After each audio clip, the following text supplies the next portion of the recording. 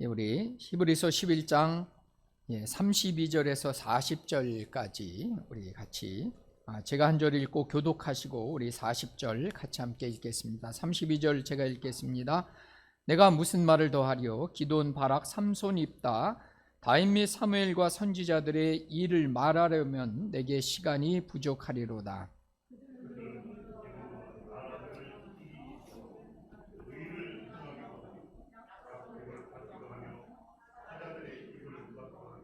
불의 세력을 멸하기도 하며 칼날을 피하기도 하며 연약한 가운데서 강하게 되기도 하며 전쟁에 용감하게 되어 이방 사람들의 진을 물리치기도 하며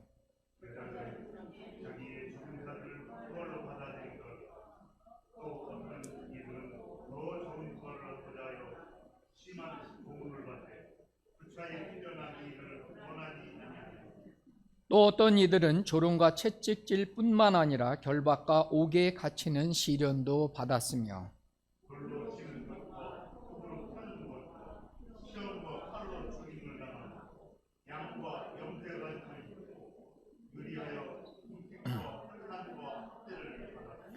이런 사람은 세상이 감당하지 못하느니라. 그들이 광야와 산과 동굴과 토굴에 유리하였느니라.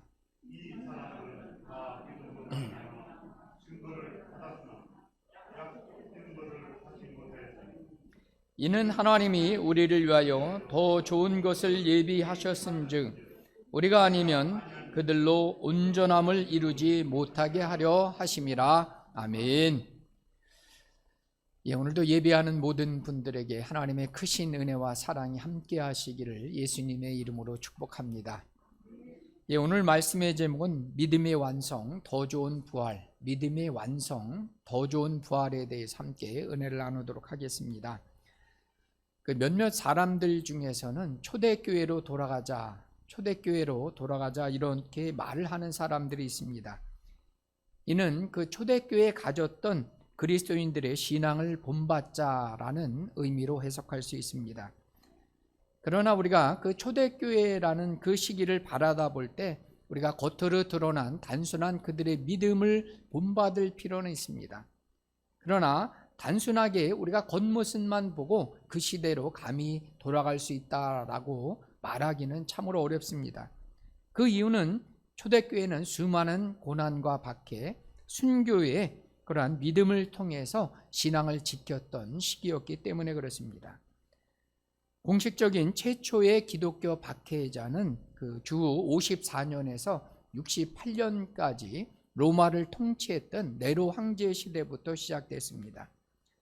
그 64년경에 일설에 의하면 그 로마의 황제였던 네로가 시를 쓰기 위해서 그 시상이 떠오르지 않는다고 해서 그만 로마에 불을 질렀다고 합니다. 그런데 로마 시내는 큰 화재가 일어났고요.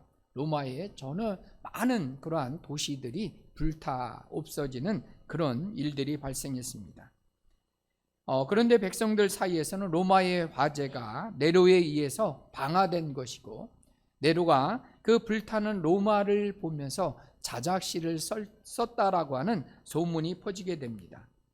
그러면 이 네로의 입장에서는 자기 입장이 곤란해지기 때문에 이 네로는 불타는 그러한 로마의 그러한 방화는 기독교인들이 저지른 방화라고 그렇게 역소문을 퍼뜨리게 됩니다. 그리고 수많은 기독교인을 잡아다가 화형에 처하게 되는 그러한 일을 벌이게 됩니다. 이것이 최초의 기독교 박해입니다. 그 이후로 10번에 걸쳐서 공식적인 기독교 박해가 이루어지고요. 그리고 마지막 10번째 박해는 303년에서 311년까지 일어났던 디오클레티아누스 황제 시대에 이루어지게 됩니다. 기독교인들의 모든 권리는 박탈당하게 되고요. 많은 기독교인들이 고난을 받았던 시기였습니다. 기독교를 대적하는 4개의 칙령이 박탈됐고요. 칙령이 선포되었고 기독교 병사들에게는 신앙을 거부하도록 강요를 했고 그것을 거부하면 하형에 처했습니다. 교회 건물은 불탔고 성경은 소각되었고 예배는 금지되었습니다. 기독교인들이 가졌던 모든 공직에서 물러나는 그러한 시대를 겪고 되었습니다. 그리고 이제 311년이 지나고 312년에 콘스탄티 대제가 황제에 오르게 됩니다. 이 콘스탄티 대제는 황제는 막센티우스라는 곳에서 전투를 벌이게 됩니다. 그래서 정오가 지날 무렵 하늘에서 십자가 형상을 보게 됩니다. 그리고 이 표식으로 승리하리라 라는 그러한 그리스도가 새겨져 있는 것을 보게 되고요. 또 밤에 구세주가 나타나서 이 형상이 그려진 깃발과 함께 전쟁에 나가면 승리할 수 있다라고 전해주셨습니다. 그리고 그는 그 꿈에서 본 그대로 깃발을 만들어 나가서 승리했다라고 합니다. 제가 그림을 하나 보여주면요, 이 그림은 그 X라고 하는 것이 이제 그 그리스 얼자 그 키라는 그 단어고요. 그다음에 P라고 된 것은 로라는 그렇게 발음을 합니다. 그래서 이 그리스도의 이것은 첫 번째 두 글자, 그리스도라는 그 그리스도의 첫 번째 글자와 X와 P를 합쳐서 이것을 키로 십자가다 이렇게 얘기합니다. 그런데 이 깃발을 보면 승리하리라고 하는 이 간증은 실제 역사적으로 보면 조작되었다 이렇게 얘기합니다. 그리고 그의 간증도 이 카톨릭에서 조작한 것으로 밝혀지게 됐습니다. 이 콘스탄티누스 황제는 끝까지 그는 기독교를 섬기기보다는 태양신이었던 미트라를 섬겼던 이교도인이었습니다. 그런데 이 콘스탄틴 이 황제가 기독교를 공인했던 이유는 다른 데 있었습니다. 그 당시 이제 로마는 여러 많은 지역을 점령했습니다. 그러다 보니까 다민족 국가였고요. 다양한 종교들이 함께 공존했습니다. 그래서 이 황제 입장에서 보면 이 세상을 하나로 통합될 필요를 느낀 거죠. 그래서 한 가지 결단을 내렸는데 그것이 313년에 밀라노 칙령을 내려서 기독교를 국가 종교로 만들었던 겁니다.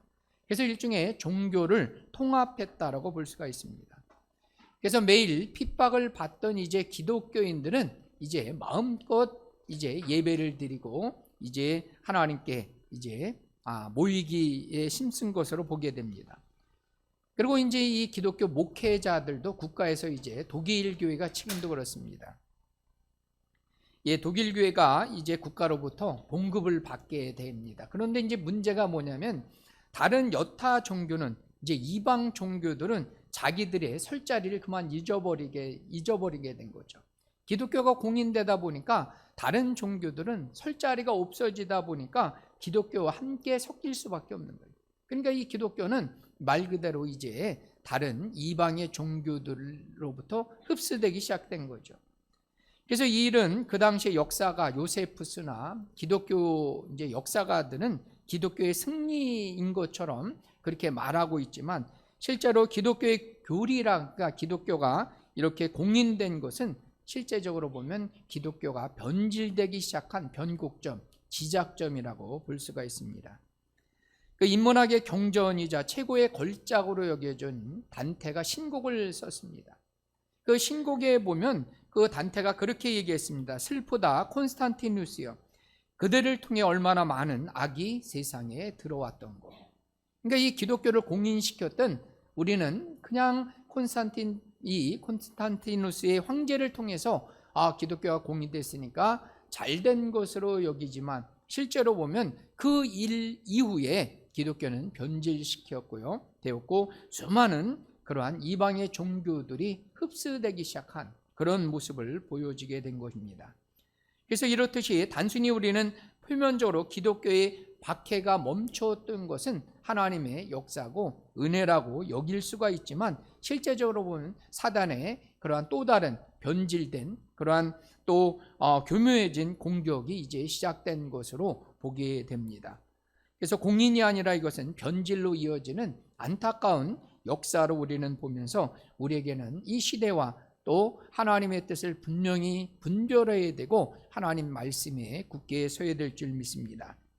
오늘 우리가 함께 읽었던 이 히브리서 11장은 믿음의 장이다 이렇게 얘기합니다. 개인적으로 이 11장은 신약성경 몇 페이지에 나오죠? 365페이지 366쪽에 나옵니다. 그래서 저는 이렇게 얘기합니다. 365일 동안 우리에게 필요한 것은 무엇일까? 라고 하는 거죠. 그것은 믿음으로 사는 거예요. 아멘이시죠? 하루하루 365일 동안 우리는 믿음의 싸움을 싸워야 되고요. 그 믿음의 싸움에서 우리는 분명히 승리해야 될 줄 믿습니다. 그 참고적으로 365장 찬송가는 뭐가 나온지 아세요? 이럴 때 센스 있는 분은 펴보실 겁니다. 찬송가 365장은요, 그 마음속에 근심 있는 사람입니다. 그 우리가 마음속에 매일 근심하며 살잖아요. 하루라도 근심이 없는 날이 없어요. 우리는 나라 걱정, 자식 걱정, 그죠? 수많은 근심 가운데 있는 근심하지 말고 뭐 하라는 거예요? 기도하라는 거예요. 기도하라. 그래서 저는 참 이게 감사한 것 같아요. 306 성경은 뭐라고요? 믿음을 갖고 말씀에 쓰고 찬송하면서 어떤 찬송을 해요? 근심하지 말고 기도하면서 우리의 매일매일 살라고 하는 그러한 또 나름의 의미가 있다라고 그렇게 해석할 수가 있습니다. 그래서 오늘 우리가 함께 읽은 이 11장 본문을 통해서 우리는 어떠한 믿음을 가져야 하는지, 그리고 우리는 이러한 믿음을 통해서 우리가 이 믿음의 최종적인 목적은 더 좋은 부활에 이르러야 됩니다. 그리고 하나님의 약속을 받아 누리는 우리 모두가 되시기를 축복합니다. 그래서 오늘 말씀을 통해서 첫 번째는 우리는 믿음으로 도전하고 승리해야 됩니다. 우리는 믿음으로 도전하고 승리해야 된다는 얘기입니다. 그 히브리서가 언제 쓰여졌느냐라고 봤을 때요, 그 히브리서의 내용을 보면요, 히브리서에는 구약의 희생 제사가 소개되고 있습니다. 그리고 그 성막에서의 그러한 의식이 자세하게 소개되고 있습니다.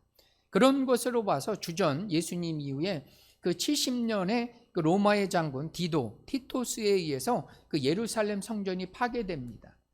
그래서 그런 이유로 봤을 때 이 히브리서가 쓰여진 그런 시기는 그 예루살렘 성전이 파괴되기 이전에 쓰여진 것으로 보고 있습니다. 그리고 이 히브리서의 내용을 보면요, 대제사장으로 오셔서 그 예수님의 사역, 또 예수님의 인격의 우월성을 소개하고 있습니다. 그래서 우월하신 우리의 대제사장이 되신 예수님의 믿음을 본받아야 되고 신앙의 선진들을 본받아 살아야 된다라고 하는 것을 이 히브리서에는 얘기해 주고 있습니다. 그래서 이로 보건대 그 히브리서는 그 70년 전, 즉 네로 황제의 박해가 이제 본격적으로 시작할 그 시점에 쓰여진 것으로 보고 있습니다. 이제 머지않아 이 박해와 고난이 시작될 그 무렵에 너희들은 그리스도 예수를 본받아야 되고 믿음의 선진들을 따라서 승리해야 될 것을 말해주는 것이 이 히브리서의 내용입니다.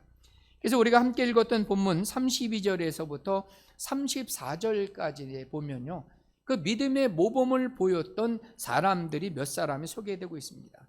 그 31절 그 앞에도 믿음의 삶을 살아갔던 아브라함서부터 계속 나오는데요, 오늘 특별히 32절부터 보면 이 사무엘과 선지자들 그리고 4명의 사사들이 나옵니다. 기드온, 바락, 삼손, 입다. 이건 이제 사사기 시대의 그러한 그 사사들이었습니다. 그 4명의 사사들이 나오고 다윗 왕의 믿음이 나오고 그다음에 불의 세력 사자의 입을 막기도 했던 사람은 누구였을까요? 사자의 입을 막았던 사람 다니엘이죠. 이 다니엘과 세 친구들의 믿음을 보게 됩니다.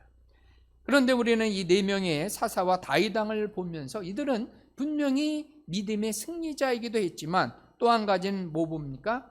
이들은 연약한 믿음의 소유자였어요.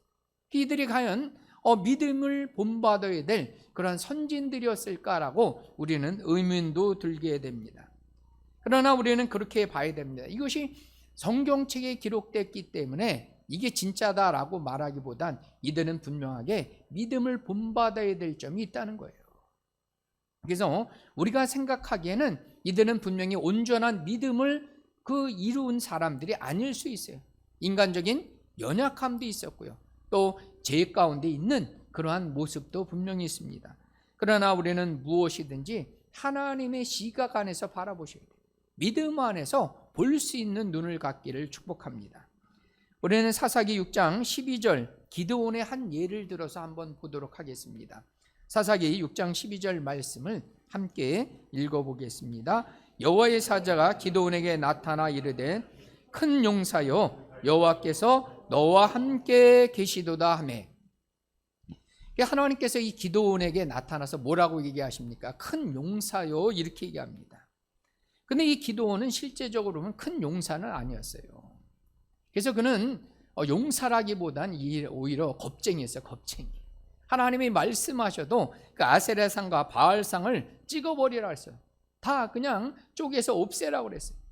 그런데 그는 사람들이 무서우니까, 왜냐하면 사람들이 그 당시에 전부 다 바알과 아세라상을 섬기고 있었어요. 여러분들, 이거는 절에 가서 내가 불상을 찍어버리는 것과 같은 겁니다. 그래서 그는 두려우니까 대낮에 행하지 못하고 밤에 몰래 가서 하게 됩니다. 그런데 하나님께서는 그 기드온에게 뭐라고 얘기하십니까? 큰 용사요, 이렇게 얘기합니다. 우리는 우리의 겉모습만 보고 판단하는 게 아니라는 거죠. 하나님 보시기에 어떻게 보시냐라고 하는 거죠. 그래서 이 기드온이 큰 용사가 될 수 있는 것은 그가 힘이 있고 전략이 있고 그 다음에 지혜가 출중해서 그런 게 아니라 하나님이 함께 하시기 때문에 큰 용사가 되는 겁니다. 아멘이시죠? 하나님이 함께 하기 때문에 그는 큰 용사가 됐고요, 300명을 데리고도 그는 큰 승리를, 엄청난 승리를 가져올 수 있었다는 겁니다. 그래서 우리는 흔히 기드온의 300용사다 이렇게 얘기하는데요, 그거는 어찌 보면 잘못됐다기보다 다르게 써야 되는 거예요. 하나님의 300용사죠. 하나님이 함께했기 때문에 300명이 그죠? 수많은 적군을 물리칠 수 있었다는 얘기입니다. 그 다음에 우리 다윗에 대해서 한번 보면요, 사무엘상 17장 45절 말씀을 함께 보도록 하겠습니다. 같이 한번 읽어보겠습니다. 다윗이 블레셋 사람들에게 이르되 너는 칼과 창과 단창으로 내게 나와 오거니와 나는 만군의 여호와의 이름 곧 내가 모욕하는 이스라엘 군대의 하나님의 이름으로 내게 나아가노라. 아멘. 다윗의 키는 정확하게 나오지 않는데요, 이 골리앗은, 이 블레셋 사람은 골리앗 다 아시죠? 이 골리앗의 키가 대략적으로 한 2m, 거의 한 30cm, 2m 30. 여러분 TV에서 가끔 서장훈 보시죠? 서장훈보다 훨씬 더 큰 거인이었습니다. 그다음 완전 무장을 하고 다윗 앞에 나온 거예요. 근데 다윗은 갑옷도 입지 않았어요. 물맷돌 5개만 들고 골리앗 앞에 섰다는 거죠. 근데 이 다윗이 골리앗을 이길 수 있었던 건 뭡니까? 만군의 여호와의 이름으로 나갔기 때문에, 그와 함께 하신 여호와 하나님의 이름을 붙잡고 나갈 때 다윗은 어떻게 했어요? 돌멩이 하나 갖고도 정확하게 골리앗을 쓰러뜨릴 수 있었다는 겁니다. 이 다윗은 이 장대한 골리앗 앞에서도 그는 믿음의 용기를 갖고 도전했다는 거예요. 함께 하시는 하나님, 그 하나님의 이름을 붙잡고 그는 달려가서 믿음의 승리자가 된 것을 보게 됩니다. 우리에게도 필요한 것은 무엇입니까? 믿음의 선진들처럼 완경하고 상관없어요. 우리의 연약함과도 상관없는 거예요. 함께 하시는 하나님만을 붙잡을 때 우리는 승리하게 될 줄 믿으시기를 축복합니다. 두 번째는 믿음으로 인내하며 더 좋은 부활에 이르러야 된다는 겁니다. 두 번째는 우리가 뭘 가져야 된다는 걸 인내하면서 마침내 우리는 더 좋은 부활 가운데 이루어야 된다는 겁니다. 여러분 35절에서 38절 아까 얘기했죠. 초대교회로 돌아가자라고 얘기하는데 우리가 그렇게 쉽게 얘기하면 안 된다는 거예요. 왜냐하면 우리가 35절에서 38절 보면 이 초대교인들이 겪었던 수많은 고난과 박해가 다 소개되고 있습니다. 그들은 고문을 받았지만 뭡니까? 물러서지 않았다는 거예요. 조롱과 채찍질, 결박과 옥에 갇히는 시련도 당했어요. 돌로 치는 것, 톱으로 켜는 것, 칼로 죽임을 당하는 것. 여러분들 끔찍하잖아요. 그런 순교의 역사, 박해의 역사 가운데 그들이 믿음을 지켜나갔다는 겁니다. 양과 염소의 가죽을 입고 유리하며 궁핍과 환난과 학대를 당했다는 겁니다. 근데 여러분 37절에 보니까 이런 사람은 세상이 감당치 못하는 믿음의 소유자였다는 거예요. 얼마나 이게 참 그 고난과 박해와 순교 가운데도 어떤 사람이라고요? 세상이 감당치 못하는 믿음의 소유자였다는 겁니다. 그럼 왜 이들이 이런 고난과 학대 가운데 세상이 감당치 못한 믿음의 소유자가 됐느냐라고 했을 때 그것은 35절에 그 이유가 나온 겁니다. 우리 35절 말씀을 함께 읽어보겠습니다. 여자들은 자기의 죽은 자들을 부활로 받아들이기도 하며 또 어떤 이들은 더 좋은 부활을 얻고자 하여 심한 고난을 받되 구차히 풀려나기를 원하지 아니하였으며. 아멘. 그 이유가 뭡니까? 더 좋은 부활을 받기 위해서. 그는 그 고난에 대해서, 박해에 대해서 물러서지 않는 거예요. 왜냐하면 그 고난 가운데 뭡니까? 하나님께서 오히려 생명을 주시고 더 좋은 부활로 약속했기 때문에 그런 겁니다. 그들의 죽음은 곧 뭡니까? 순교는 뭘로 이어진 거예요? 곧 생명으로 이어지고 더 좋은 부활로 이어지기 때문에 그들은 기꺼이 그 고난 가운데, 박해 가운데 뒤로 물러서지 않는 것들을 보게 됩니다.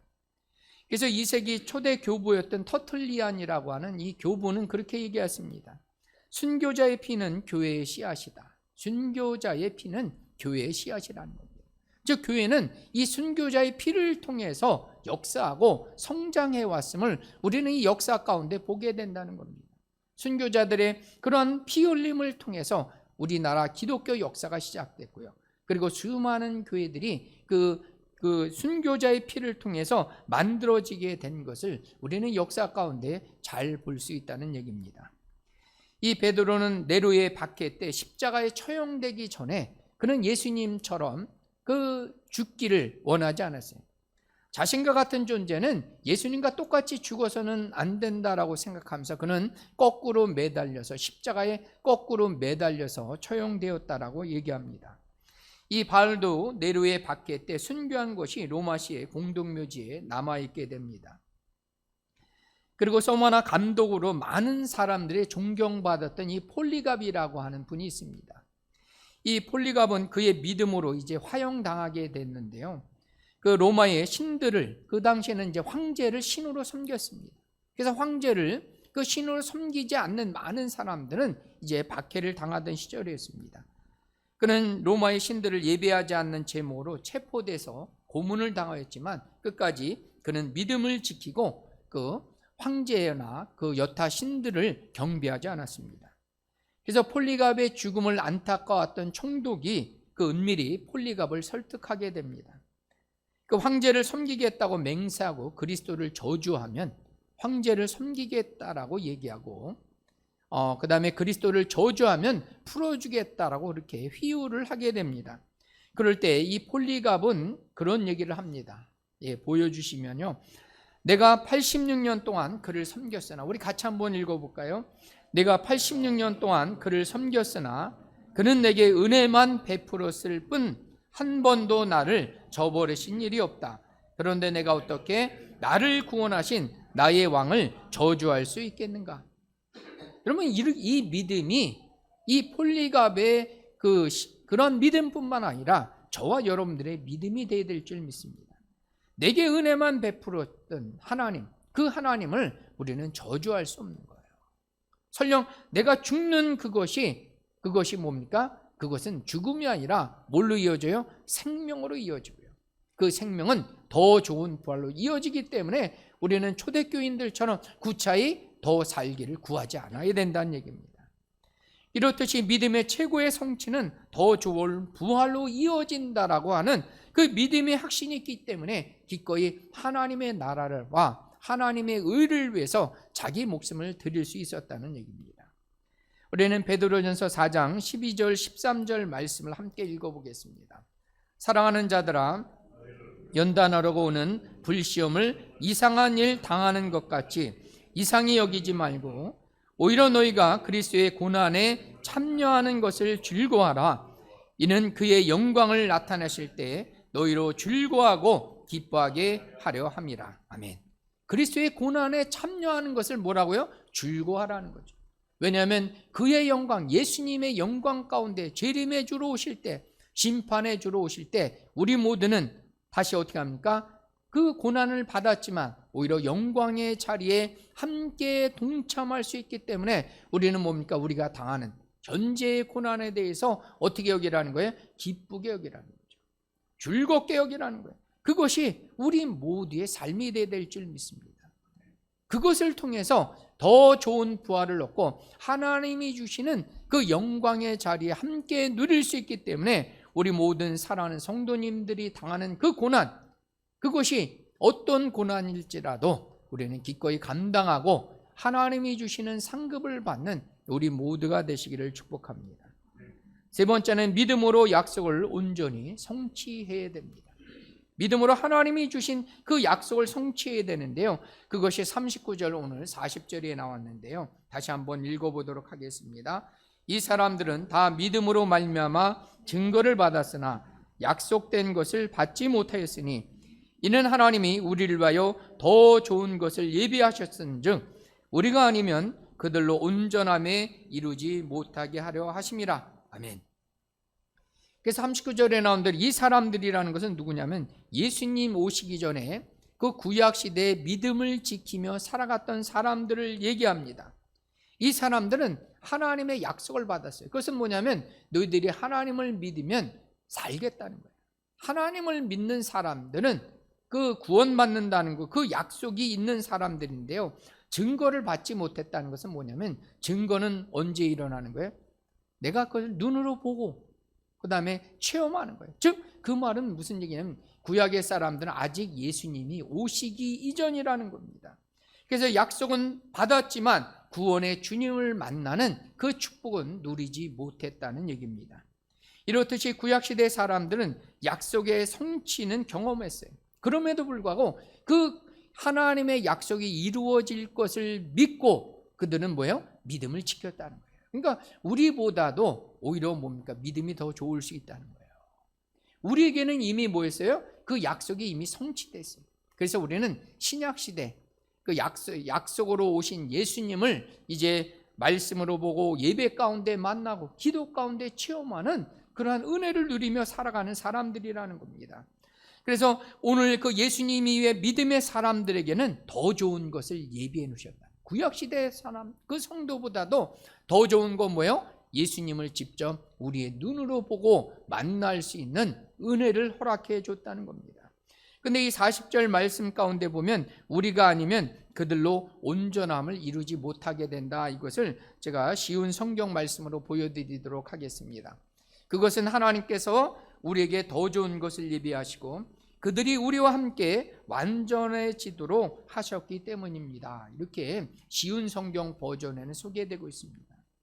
그래서 이러보건대 하나님께서 뭡니까? 신약 성도들에게 하나님 더 좋은 것을 예비한 그 목적, 이유가 있다는 겁니다. 그래서 그것은 구약의 성도들과 신약 성도들이 함께라는 거예요. 함께. 우리와 함께 그리스도 예수의 복음에 참여한 자가 되고요. 그 구원의 은혜를 누리도록 해주셨다는 얘기입니다. 무슨 얘기냐면 구약시대는 옛 언약 속에 있었어요. 그래서 그들은 온전해질 수가 없는 겁니다. 그래서 우리가 온전해진 건 언제 온전해야 돼요? 예수님이 오시고 나서 그 예수님을 믿음을 통해서 우리는 온전해지는 구원에 이룰 수 있는 겁니다. 그런데 우리가 이 신약시대 사람들은 이 예수님이 오신 다음에 우리가 그 예수를 믿음을 통해서 그 예수님이 이룩한 그 영원한 속죄의 제사, 그것이 히브리서 9장에 많이 나오죠. 이 영원한 속죄의 제사는 어디까지 미쳐요? 구약에까지. 구약에 이미 그 믿음을 갖고 약속을 믿었던 사람들에게도 온전히 성취된다는 의미입니다. 다시 얘기하면 예수님께서 이 땅에 오신 것을 우리가 함께 믿음을 통해서 그 구원의 역사는 이제 이전에 과거에 구약시대에 살았던 사람들에게도 동일하게 믿음의 역사로 성취된다라고 하는 그런 의미로 볼 수가 있습니다. 그래서 우리는 이 부활의 기쁨을 모든 믿는 사람들과 더불어 함께 누리게 되는 그 복을 이제 약속의 성취를 함께 누리게 됨을 볼 수가 있는 겁니다. 그래서 베드로전서 1장 8절 9절 말씀을 함께 읽어보도록 하겠습니다. 예수를 너희가 보지 못하였으나 사랑하는도다. 이제도 보지 못하나 믿고 말할 수 없는 영광스러운 즐거움으로 기뻐하니 믿음의 결국 곧 영혼의 구원을 받음이라. 아멘. 여러분, 이 구약시대 사람들 그리고 초대교회 사람들 그리고 우리 모두도 마찬가지예요. 우리가 예수를 직접 보지 못하였으나 이제 살아계신 그 하나님이 나를 위해서 오신 그 예수님, 십자가를 지고 죽으신 그 예수님, 그 보혈의 그것을 피를 믿는 모든 사람들에게 하나님은 뭐 했어요? 그 부활을 약속하고 생명을 약속하고 부활을 약속했기 때문에 우리는 그 믿음을 통해서 영혼의 구원을 받고 하나님이 주시는 그 부활에 참여할 수 있다는 얘기입니다. 보지 못하였지나 믿음 안에서 보는 거예요.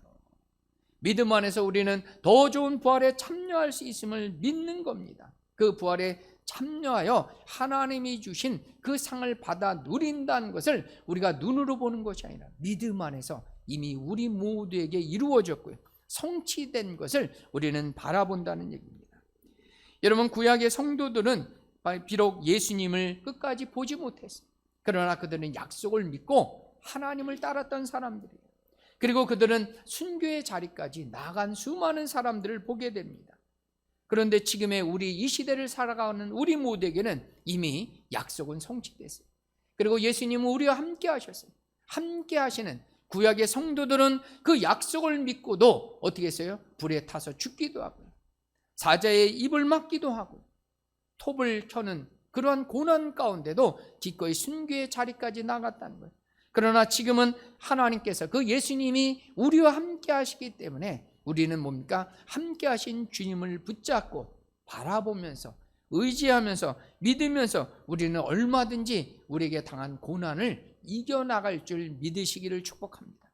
함께 하시는 그 주님께서는 다시 영광 중에 오셔서 우리로 하여금 큰 상금을 주시고 더 좋은 부활을 약속하셨기 때문에 우리는 기쁨 가운데 우리가 당하는 모든 고난을 이기시고 함께 하시는 예수님을 붙잡고 믿음의 승리자 되어서 하나님께 영광 돌릴 수 있는 저와 여러분들 되시기를 예수님의 이름으로 축복합니다.